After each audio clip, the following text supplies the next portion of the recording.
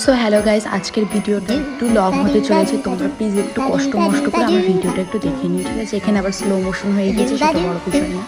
তো প্রথম কথা হচ্ছে, আজকে আমার একটা রাত খাওয়া দিন। আজকের দিনটাতে আমি সকালবেলায় পড়তে যাইনি, তাই উপরে চলে এসেছি। যেহেতু আর 23 দিন পরে আমার হচ্ছে মাধ্যমিক পরীক্ষা, সেহেতু আমি ছাদে এসে একটু পড়া নাটক করছি। তারপর বই খুলতেই দেখো আমার একটা রাজ বেরিয়ে গিয়েছে, সেটা হচ্ছে বইয়ের মধ্যে ফোন। হাতে একটা, বইয়ের মধ্যে একটা, মানে জীবনটা বুঝতে পারছো তো, সব থেকে খালি ফোনই আর ফোন।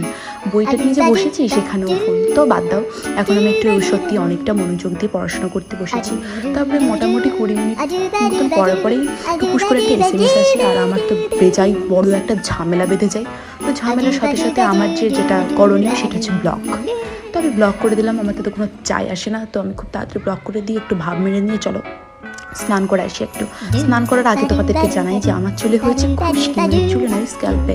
তো সেটার জন্য একটা 10 টাকার পাতা খুশকিওয়ালা শ্যাম্পু নিয়ে নিচ্ছি। আর চুলগুলো দেখো কতটা ফ্রিজি, কারণ শীতকালে চুল ফ্রিজি হবে আর শরীরটাও ফ্রিজি হয়ে গেছে। কতদিন স্নান করি না নিজেও জানি না।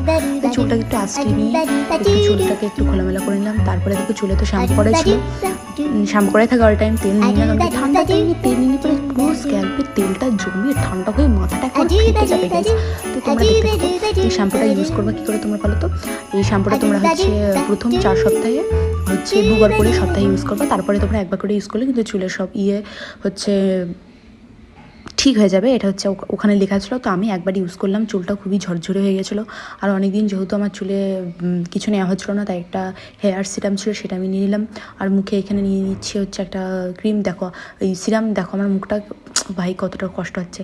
দেখো ভাই, মুখটা একেবারে ঘষে করে নিয়ে পুরো তেলতেলে করে দিলাম, কিন্তু কষ্টের বিষয় আমার মুখটা কালে যাচ্ছিলো। তো দেখো, তো একটা একটা কথা বলি তোমাদেরকে, সেটা হচ্ছে আমি কিছুদিন পরে হচ্ছে যাবো হচ্ছে রাজস্থান। তো রাজস্থানে যাওয়ার জন্য তো অনেক রকম প্রস্তুতি নিতে হচ্ছে।